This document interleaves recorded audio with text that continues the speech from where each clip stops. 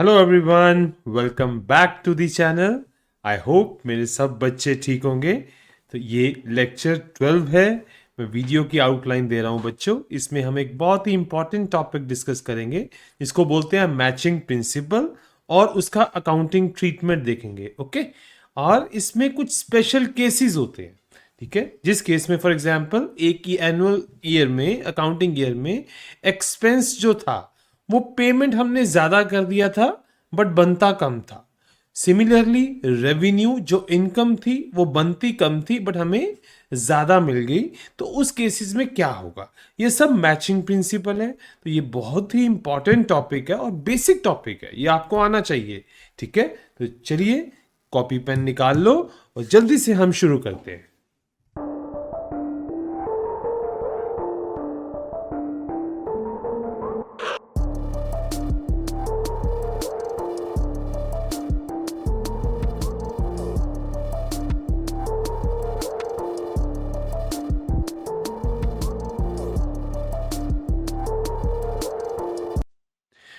बच्चों, matching principal क्या होता है? मैचिंग प्रिंसिपल का मेन मकसद क्या है? मैचिंग प्रिंसिपल के इसका मेन मकसद है कि किसी भी फाइनेंशियल ईयर में, अकाउंटिंग ईयर में ट्रू प्रॉफिट और लॉस निकालना, ठीक है। कि फाइनेंशियल पोजीशन की सही पिक्चर देना, ठीक है।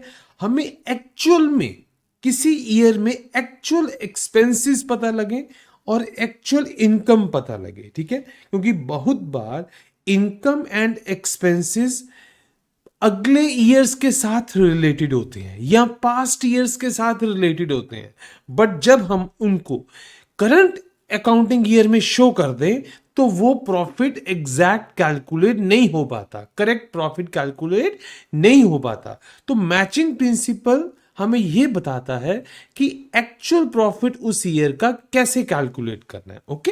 तो इसका मेन मकसद क्या है, ये मेन हमें क्या बोलता है, ठीक है।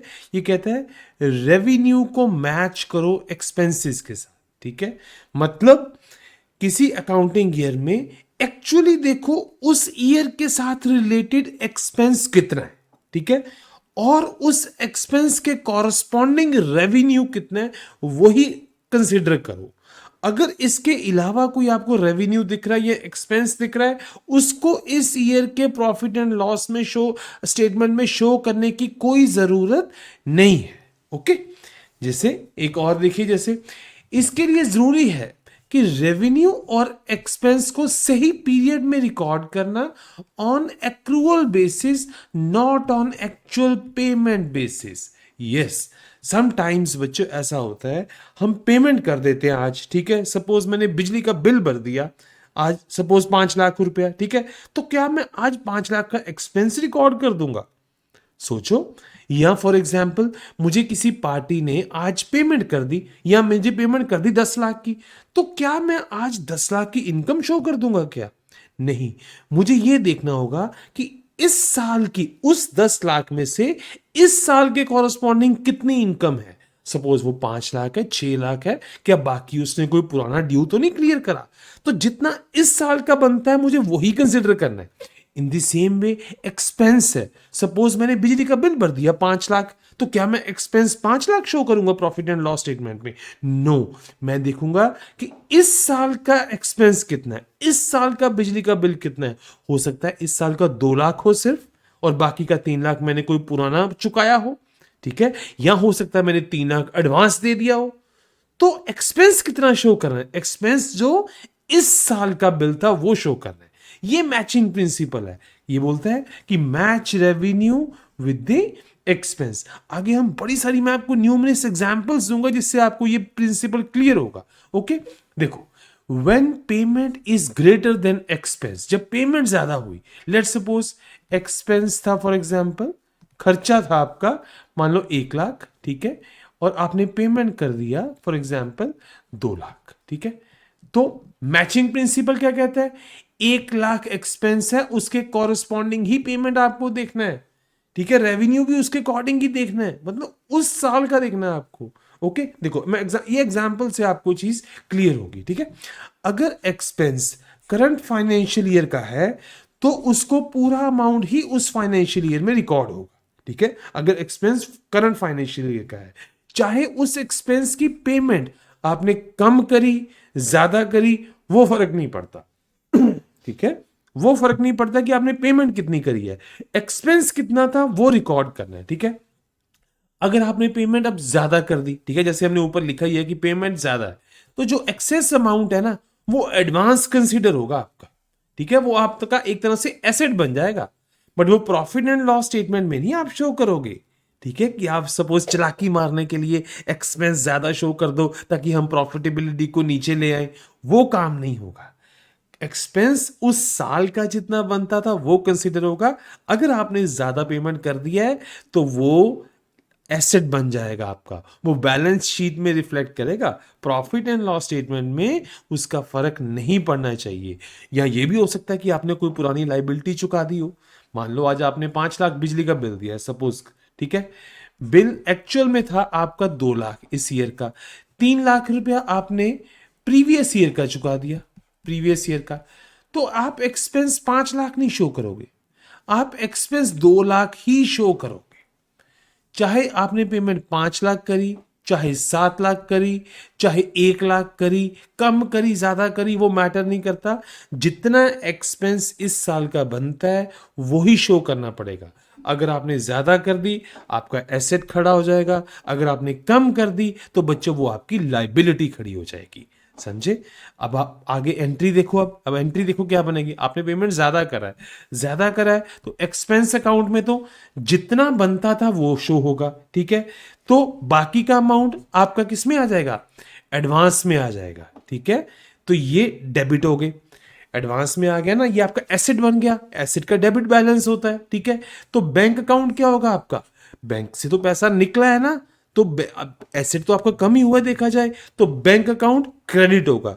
ठीक है, एक्सपेंसेस तो डेबिट होते ही होते हैं, बट ये उतना ही एक्सपेंस है जो उस साल का है, बाकी का एडवांस में जाएगा। ठीक है, अब ये भी हो सकता है एडवांस में चला जाए, यहां ये भी हो सकता है कि आपने कोई पुरानी लाइबिलिटी चुकाई हो। तो पुरानी लाइबिलिटी क्या होती है? उसका क्रेडिट बैलेंस होता है, तो अब लाइबिलिटी कम करने के लिए डेबिट करना पड़ेगा, तो हम उसको डेबिट कर देंगे। ठीक है, तो इस तरीके से हम एक्सपेंस को रिकॉग्नाइज करेंगे। और ईयर एंड पे ट्रांसफर एंट्री क्या होगी? Profit and loss account debit, जितना एक्सपेंस था उस साल का वो शिफ्ट हो जाएगा प्रॉफिट एंड लॉस में। ठीक है, और एक्सपेंस अकाउंट जो है इसको नॉमिनल अकाउंट है, इसको क्रेडिट करके इसको क्लोज कर दिया जाएगा। ठीक है, मैचिंग प्रिंसिपल बच्चों यही कहता है कि उस साल का ही आपको एक्सपेंस प्रॉफिट एंड लॉस में कंसीडर करना है, उस साल का ही रेवेन्यू आपको प्रॉफिट एंड लॉस में कंसीडर करना है। एक्सेस या लेस वो आपको प्रॉफिट एंड लॉस में शो नहीं करना, वो बैलेंस शीट में रिफ्लेक्ट करेगा। ओके, चलो आगे हम एग्जांपल्स देखते हैं। मैं एक बार अब आप नोट कर लो ये सारा। एक्सपेंस अकाउंट तो नॉमिनल अकाउंट है, ये क्लोज करना होगा, और जो आपने एक्सेस पेमेंट करा है वो एडवांस खड़ा हो जाएगा, तो उसका डेबिट बैलेंस है। ठीक है, एसेट है ना वो आपका, अब आपका एसेट बन गया तो उसका एक डेबिट बैलेंस रहेगा। ओके, अब जल्दी से हम एग्जांपल्स देखेंगे क्विकली। फॉर एग्जाम्पल एडवर्टाइजमेंट का एक्सपेंस है। ठीक है, किसी कोचिंग सेंटर ने 1/3/24 को 1,04,000 का एडवर्टाइजमेंट एक्सपेंस किया। ठीक है, अब वो 12 महीने तक उस एडवर्टाइजमेंट का बेनिफिट मिलना था, 12 महीने तक का। ठीक है, तो होगा क्या? देखो, अब मार्च में फाइनेंशियल ईयर क्लोज होना है। ठीक है, तो मार्च में आप सारे का सारा उस महीने थोड़ी शो कर दोगे, 31 मार्च तक 1,04,000 थोड़ी शो कर दोगे। अब वो तो जाना है टोटल 13 महीनों तक, वो महीना भी और अगला साल भी। ठीक है, तो पर ईयर तो अराउंड कितना आ रहा है? 8,000 रुपया पड़ रहा है। ठीक है, per year sorry per month 8,000 पड़ रहा है, तो मार्च में कितना एक्सपेंस रिकॉर्ड करोगे बच्चों? सिर्फ 8,000, बाकी नहीं शो करोगे। जो बाकी आपका 96,000 बच गया वो एडवांस चला गया, वो एसेट शो होगा। ठीक है, अब वो नेक्स्ट ईयर में काउंट होगा। ठीक है, इसको हम बोलेंगे डेफर्ड रेवेन्यू एक्सपेंडिचर। ठीक है, वो नेक्स्ट ईयर में काउंट हो रहा है, इस साल में सिर्फ उतना ही होगा जितना उसका बनता है। ओके, एक और एग्जांपल देखो, इंश्योरेंस का प्रीमियम सपोज 1,20,000 रुपया भर दिया 1 जनवरी को। ठीक है, अब फाइनेंशियल ईयर तो क्लोज हो रहा है, 3 महीने रह गए फाइनेंशियल ईयर क्लोज होने में, तो 1,20,000 का सारे का सारा शो कर देंगे हम। उस फाइनेंशियल ईयर में नहीं, हम सिर्फ उस 3 महीने का देखेंगे। 1,20,000 तो 12 महीनों का है, ठीक है, तो 3 महीनों का कितना है 30,000, तो हम कितना एक्सपेंस शो करेंगे, हम 30,000 ही शो करेंगे। तो सर जो बाकी 90,000 है वो कहाँ गया, वो एडवांस में शो करेंगे बैलेंस शीट में, वो एज अ एसेट शो होगा, वो as a debit balance show होगा बच्चों। But profit and loss statement में सिर्फ 30,000 ही रिफ्लेक्ट करेगा, ठीक है बच्चों। आगे एक और एग्जाम्पल देखो, सपोज आपने मशीनरी की मेंटेनेंस करवाई, 5 लाख रुपए आपका खर्चा आ गया, ठीक है, तो 5 लाख आपका खर्चा आ गया, मशीनरी 5 साल चलेगी। मतलब इसका मतलब क्या है कि ये 5 लाख खर्चा 5 सालों का है, तो उस 1 साल का कितना हुआ 1 लाख, तो आप कितना शो करोगे प्रॉफिट एंड लॉस में बच्चों 1 लाख। बाकी का 4 लाख सर कहां जाएगा, वो एडवांस चला गया, वो एडवांस एसेट में शो करेगा आपका, वो एसेट में रिफ्लेक्ट करेगा, ठीक है। और एग्जांपल देखो, rent paid in advance, suppose आप फर्म ने रेंट पे कर दिया, फॉर एग्जांपल फर्म ने थर्ड पार्टी को रेंट एक्स्ट्रा पे कर दिया, ठीक है, मार्च के महीने में 2,60,000 रुपये रेंट पे करा, ठीक है, तो अब क्या था इसने एडवांस दे दिया, क्योंकि अब तो खत्म होने वाला फाइनेंशियल ईयर, तो अकाउंटिंग ईयर तो खत्म होने वाला है, 2,60,000 इसने खर्चा कर दिया, ठीक है, इसने पूरे साल तक का दे दिया, अगला साल भी कवर कर लिया इसने, मतलब मार्च भी कवर कर लिया और अगला पूरा साल भी कवर कर लिया, मतलब टोटल 13 महीने कवर कर लिए। अब 13 महीनों का इसने रेंट ना 260 दे दिया, मतलब 1 महीने का तकरीबन 20,000 बन गया। तो अब आप प्रॉफिट एंड लॉस में बच्चों कितना शो करोगे, प्रॉफिट एंड लॉस में सिर्फ 20,000 शो होगा, और जो बाकी का बच गया 2,20,000 वो एसेट बन गया आपका, प्रीपेड एक्सपेंस आ गया, सॉरी एडवांस एक्सपेंस आ गया, वो एज अ एडवांस शो होगा, एसेट शो होगा, बैलेंस शीट में डेबिट साइड शो होगा, एसेट साइड शो होगा, ठीक है। ये है रेंट पेड इन एडवांस। एक और एग्जांपल देखो, एनुअल एएमसी ले ली फॉर एग्जांपल आपने 60,000 की, ठीक है, मार्च के महीने में ली, एएमसी ले ली, किसी मशीनरी की किसी कुछ की ले ली, ठीक है। अब ये 60,000 टोटल एक्सपेंस है, ठीक है, साल के लिए है। करंट फाइनेंशियल ईयर में सपोज कोई जीरो प्रिंसिपल आपने कुछ पेमेंट नहीं करा, ठीक है। अब क्यों, क्योंकि ये तो एएमसी है नेक्स्ट ईयर से शुरू होगी, मार्च में ली, बट ये है कब से, अप्रैल से नेक्स्ट मार्च तक वैलिड है, तो ये क्या एक्सपेंस बच्चों इस साल का है, नहीं ये तो अगले साल का है, करंट फाइनेंशियल ईयर में तो कुछ है ही नहीं है, ठीक है ना। तो क्या आप एक्सपेंस शो करोगे 60,000, नो, आप उस साल में जीरो एक्सपेंस शो करोगे, तो फिर सर ये 60,000 कहां जाएगा, ये एसेट बन गया, ये आपको एडवांस शो करना पड़ेगा बैलेंस शीट में, एसेट साइड में ये रिफ्लेक्ट करेगा, ओके। अब एक बच्चों हम नेक्स्ट केस लेते हैं, जिस केस में पेमेंट आपने कम करा है, एक्सपेंस ज्यादा था, तो क्या सर हम क्या शो करें प्रॉफिट एंड लॉस में, पेमेंट शो करें कि एक्सपेंस शो करें बच्चों। जैसे सपोज 2 लाख इलेक्ट्रिसिटी का बिल आया, ठीक है, 2 लाख बिल आया, आपने पेमेंट करा 1 लाख, ये पेमेंट है, तो सर प्रॉफिट एंड लॉस में 2 लाख शो करें कि 1 लाख शो करें बच्चों। क्या कहता है मैचिंग प्रिंसिपल, उस साल का जितना बनता है वो शो करना है, आपका बिल कितना था उस साल का 2 लाख, तो आपको 2 लाख ही शो करना है। पेमेंट कर दिया 1 लाख, 1 लाख रह गया, वो लाइबिलिटी बन गई आपकी, वो लाइबिलिटी बैलेंस शीट में अब रिफ्लेक्ट करेगी, ठीक है। एक जर्नल एंट्री देखो अब इसकी क्या होगी, देखो एक्सपेंस अकाउंट तो डेबिट होगा, पूरे का पूरा डेबिट होगा, बट आपने करा है पेमेंट कम करा है, तो बैंक अकाउंट तो क्रेडिट होना ही होना है, क्योंकि बैंक से पैसा निकला है, तो credit balance credit side entry होगा, ठीक है ना। बट जितना बच गया अब वो आपको आउटस्टैंडिंग है बच्चों, कल को वो पेमेंट करना पड़ेगा, वो लाइबिलिटी साइड रिफ्लेक्ट करेगा, ठीक है, तो वो एक्सपेंस पेबल अकाउंट आ जाएगा। वो इसका बैलेंस कौन सा होगा, क्रेडिट की डेबिट, क्रेडिट बैलेंस, क्योंकि क्रेडिटर्स याद रखो बच्चों, क्रेडिटर्स क्रेडिट बैलेंस जो उधार देते हैं फर्म को, लाइबिलिटी है जो उनका क्रेडिट बैलेंस होता है। तो ट्रांसफर एंट्री क्या होगी, सारे का सारा एक्सपेंस प्रॉफिट एंड लॉस में शो होगा, ठीक है, और हम एक्सपेंस अकाउंट को क्लोज कर देंगे बाय क्रेडिटिंग, क्योंकि नॉमिनल अकाउंट है, इसको क्लोज करना जरूरी है। जो पहली एंट्री थी ये तो रिकॉग्निशन, रिकॉग्निशन ऑफ ट्रांजैक्शन की एंट्री है, बुकिंग एंट्री है। और ईयर एंड में एंट्री कौन सी करते हैं? Transfer entry. सारे एक्सपेंसेस प्रॉफिट एंड लॉस में ट्रांसफर कर दिए जाते हैं, है ना। तो expense account being a nominal account is closed, expense payable account is a liability, have a credit balance and is shown on the liability side of balance sheet. अब देखो salary expense, outstanding salary, suppose March के month में salary थी 1 lakh firm ने देनी थी, 80,000 पे करी, 20,000 रहेगी, तो एक्सपेंस कितना रिकॉर्ड करोगे? 1 लाख ही रिकॉर्ड करोगे। जो 20,000 रहेगी वो लाइबिलिटी बढ़गी, वो पेएबल सैलरी है, कल को आपको पे करनी पड़ेगी, वो लाइबिलिटी है। उसका कौन सा बैलेंस है? क्रेडिट बैलेंस है, ठीक है। ये आउटस्टैंडिंग है, आपको कल को पे करना है ये, ओके। और इलेक्ट्रिसिटी बिल है, मैंने एग्जांपल दे दिया आपको, 50,000 बिल आया, आपने 30,000 पे करा, तो 20,000 लाइबिलिटी है। एक्सपेंस रिकॉर्ड कितना करोगे बच्चों? 50,000 ही करोगे पूरे का पूरा। Next example, rent expense, rent था 40,000, आपने 25,000 दिया, 15,000 कम दिया, तो एक्सपेंस क्या 25,000 रिकॉर्ड करोगे कि सर हमने इतना पेमेंट करा है? नो, आपको पूरे का पूरा एक्सपेंस रिकॉर्ड करना है। जो 15,000 आपने कम कराया ना, वो आपका लाइबिलिटी बन गई, ठीक है। एक्सपेंस पूरे का पूरा रिकॉर्ड होगा, ठीक है।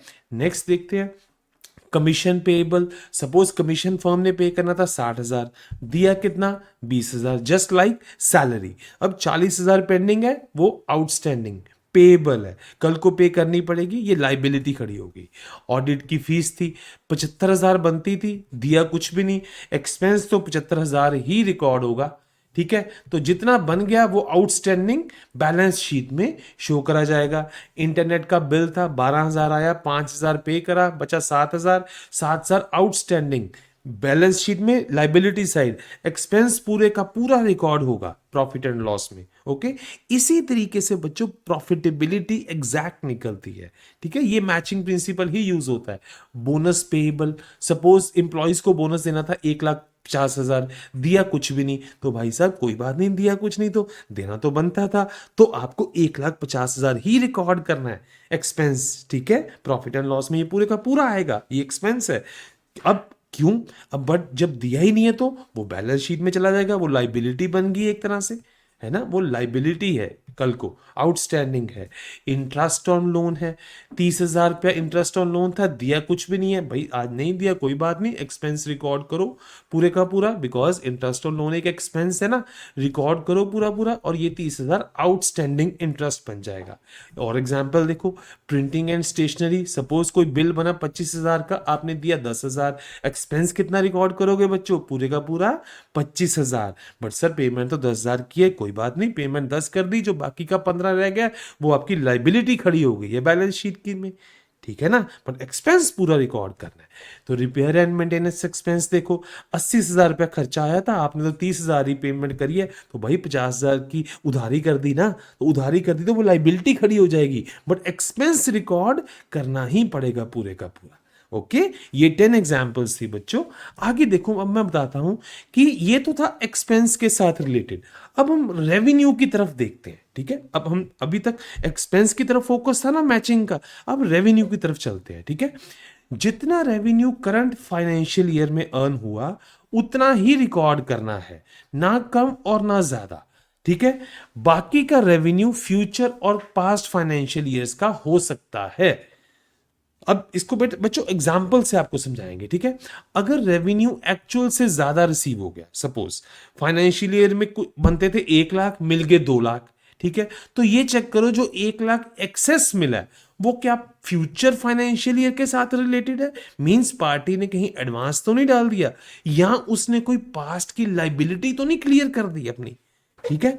तो बट आपको प्रॉफिट एंड लॉस में वो 1 लाख ही शो करना है, ओके। एग्जांपल्स देखेंगे इनकी भी। अगर रेवेन्यू एक्चुअल से कम रिसीव हो गया, अगर एक्चुअल से कम रिसीव हुआ तो कोई बात नहीं, आपको रेवेन्यू पूरे का पूरा ही रिकॉर्ड करना है, बट जितना कम रह गया वो उसका आप उसके कॉरस्पॉन्डिंग एसेट बना लो, ठीक है। बट रेवेन्यू चाहे आपको देखो, चाहे बनता था 1 लाख, मिला सिर्फ 10,000, ठीक है, रिकॉर्ड करना पड़ेगा पूरा 1 लाख प्रॉफिट एंड लॉस में, ठीक है। और बाकी का जो 90,000 है वो एसेट बन जाएगा। 90,000 के कॉरस्पॉन्डिंग बच्चों आप एसेट क्रिएट कर दो, ओके। अब when revenue received is greater than revenue earn, revenue मिला ज्यादा है, अर्न कम था, एक्चुअल में कम बनता था, ठीक है। उसकी एग्जांपल्स देखेंगे। बिल्ड अमाउंट को रेवेन्यू शो करना है। सपोज कोई जितना बिल बना था, जितना आपने बिल काट के दिया, जितनी आपने सेल्स करी, उसको रेवेन्यू शो कर दो। और जो एक्स्ट्रा अमाउंट आपको मिला है ना, अगर एडवांस में है, फ्यूचर पीरियड के साथ रिलेटेड है, तो वो लाइबिलिटी शो कर दो, ठीक है। मान लो आपने बिल काट के दिया 50,000 का किसी पार्टी को, पार्टी ने आपको 2 लाख दे दिया, 2 लाख दे दिया तो 1.5 लाख ज्यादा दिया ना। अब कोई पुरानी लाइबिलिटी उसकी कोई बनती नहीं थी, तो ये 1.5 लाख जो आपको ज्यादा मिल गया ना, अब ये इसको आप लाइबिलिटी ले जाओ, बिकॉज आपको कल को लौटाना है उसको, ठीक है। आपको कल को लौटाना पड़ेगा आपको उसको। तो बट आपको रिकॉर्ड पूरे का पूरा ही करना है, जितना बनता था। 50,000 बनता था, 50,000 का आपने बिल काटा तो 50,000 ही रिकॉर्ड करना है, चाहे पेमेंट ज्यादा हुआ है। बट एंड अगर एक्स्ट्रा अमाउंट कोई पुराने ईयर के साथ रिलेटेड है, तो आप फिर क्या करो। अगर पुराने ईयर में किसी पार्टी ने आपको पेमेंट देना था, तो मतलब आपका वो डेटर है ना, तो आपने डेबिट बैलेंस शो करा होगा, आपने एसेट साइड उसको शो करा होगा, तो एसेट अब कम कर दो क्योंकि उसने पेमेंट कर दिया। बट एक्सपेंस और रेवेन्यू आपको उतना ही शो करना पड़ेगा जितना आपने बिल करा है, जितना उस साल का रेवेन्यू बनता है, ठीक है। एडवांस रेंट रिसीव्ड, 50,000 रेंट बनता था, मिला 60,000, 10,000 की लाइबिलिटी खड़ी होगी, ठीक है। बट बुक कितना करेंगे, प्रॉफिट एंड लॉस में 50,000 ही शो करेंगे। एक्सेस पेमेंट रिसीव्ड, अगर किसी पार्टी को आपने 50,000 का बिल इशू करा, उसने 60,000 दे दिया, ठीक है। 60,000 दे दिया तो 50,000 तो इस साल का था, 10,000 उसने पिछले का क्लियर कर दिया, तो आपने रेवेन्यू कितना रिकॉर्ड करना है, 50,000 ही। जो 10,000 एक्सेस आया है वो आप अब एसेट कम कर दो अपना, ठीक है, एसेट कम कर दो। अब एग्जांपल देखते हैं। When revenue received is less than revenue earned, मतलब मिला कम है, बनता ज्यादा था, आपने बिल ज्यादा का काटा था, पेमेंट कम हुआ, पेमेंट कम हुआ तो आपको एसेट क्रिएट करना है ना। जितना शॉर्टफॉल हुआ उतना एसेट क्रिएट हो जाएगा, वो आपके सन्ड्री डेटर बन जाएंगे, ठीक है ना। एग्जाम्पल देखेंगे। रेंट आउटस्टैंडिंग, रेंट देना था 50,000, ठीक है। रेंट आपको मिलना था 50,000, मिला सिर्फ 10,000, ठीक है।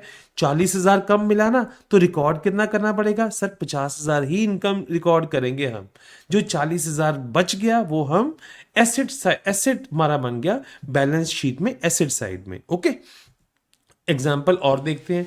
एक अब मैं बच्चों आपको ना एक डायरेक्ट एक्सपेंसेस के साथ बताता हूं, ठीक है। डायरेक्ट एक्सपेंसेस के रिलेटेड, सपोज आपने 10 खिलौने खरीदे, ठीक है। 1,000 रुपए की कीमत थी 10 की, उसमें से 8 बेच दिए 1,500 के। तो कहने का मतलब 1,000 रुपया खर्चा हुआ, 1,500 इनकम हुई, तो क्या प्रॉफिट बोल सकते हैं 500? नो। मैचिंग प्रिंसिपल कहता है कि रेवेन्यू को मैच करो एक्सपेंस के साथ। अब रेवेन्यू कितना है आपका 1,500, अब ये 1,500 को मैच करना है एक्सपेंस के साथ। 1,500 है 8 खिलौनों का, ठीक है। तो अब 8 खिलौनों का ही कॉस्ट प्राइस देखो आप कितना है, ये है। रेवेन्यू को मैच करना है हमने एक्सपेंस के साथ। अब 8 खिलौनों का कॉस्ट प्राइस है कितना, 10 खरीदे थे 1,000 के, एक था 100 का, तो 8 कितने थे, 8 इंटू 100 के। अब ये था बेसिकली कॉस्ट प्राइस, है ना, यही होता है ना। और ये था आपका सेलिंग प्राइस। तो यहां से प्रॉफिट कितना आ जाएगा, selling price minus cost price 700। अगर आप सीधे का सीधा कर देते कि यार 1,000 रुपया खर्चा हुआ था, 1,500 हमें मिला, तो ये कर देते, तो ये आपका गलत हो जाता। मैचिंग प्रिंसिपल कहता है कि आप एग्जैक्टली मैच करो, ओके। अब देखो आगे देखते हैं। तो ये तो बेसिकली जब आप ट्रेडिंग अकाउंट करते हैं, तो ये ऑटोमेटिकली जब हम उसमें निकालते हैं ना कॉस्ट ऑफ गुड्स सोल्ड और ओपनिंग इन्वेंट्री, डायरेक्ट एक्सपेंसेस, तो वो इसीलिए होता है, हम बेसिकली मैच ही करवाते हैं, ठीक है। तो उसमें ग्रॉस प्रॉफिट क्या होता है, बेसिकली वो ट्रेडिंग अकाउंट से निकलता है ना, +1 में पढ़ा हमने। तो प्रॉफिट क्या है, selling price minus cost price. तो ग्रॉस प्रॉफिट क्या होता है, सेलिंग प्राइस, जितना आपको रेवेन्यू आया माइनस कॉस्ट प्राइस, ये है कॉस्ट प्राइस। कॉस्ट प्राइस क्या होगा, कॉस्ट ऑफ गुड्स सोल्ड, जितने का माल आपने बेचा, जो आपकी जिसको बोलते हैं देसी भाषा में जो खरीद थी। कॉस्ट ऑफ गुड्स सोल्ड क्या होता है, जो दुकानदार की खरीद थी, और उसका एक अलग फॉर्मूला है कॉस्ट ऑफ गुड्स सोल्ड का, जितनी ओपनिंग इन्वेंट्री थी उसमें से जितनी नेट परचेज हुआ, plus direct expenses minus closing stock. ये हम ऑलरेडी बच्चों +1 में हमने ये पढ़ा है, ठीक है। तो ये मैचिंग प्रिंसिपल रेवेन्यू पे भी अप्लाई करना है और एक्सपेंसेस पे भी अप्लाई करना है। अब बच्चों मैं इसको समराइज करता हूं। मैचिंग प्रिंसिपल कहता है कि उस साल का आपने एग्जैक्ट एक्सपेंस और एग्जैक्ट रेवेन्यू रिकॉर्ड करना है प्रॉफिट एंड लॉस स्टेटमेंट में। जो एक्सेस और शॉर्टफॉल अगर आता है तो वो रिफ्लेक्ट करेगा बच्चों बैलेंस शीट में, एसेट और लाइबिलिटी साइड में, ठीक है। बट आपने शॉर्टफॉल को नहीं रिकॉर्ड करना प्रॉफिट एंड लॉस में, आपने एक्चुअल में जितना एक्सपेंस और जितना रेवेन्यू बनता है आपने वो रिकॉर्ड करना है, ठीक है। तो ये था बच्चों मैचिंग प्रिंसिपल, ये एक बहुत ही इंपॉर्टेंट टॉपिक है। आई होप मैंने आपको अच्छे से समझाया होगा। अगर आपको ये मेरा कंटेंट वैल्यूएबल लगा हो आप अपने फ्रेंड्स के साथ भी शेयर करिए और चैनल को लाइक शेयर एंड सब्सक्राइब करना नहीं भूलना। इसी से हमें मोटिवेशन मिलता है और हम और नई वीडियोस लेकर आते हैं। थैंक यू सो मच बच्चों।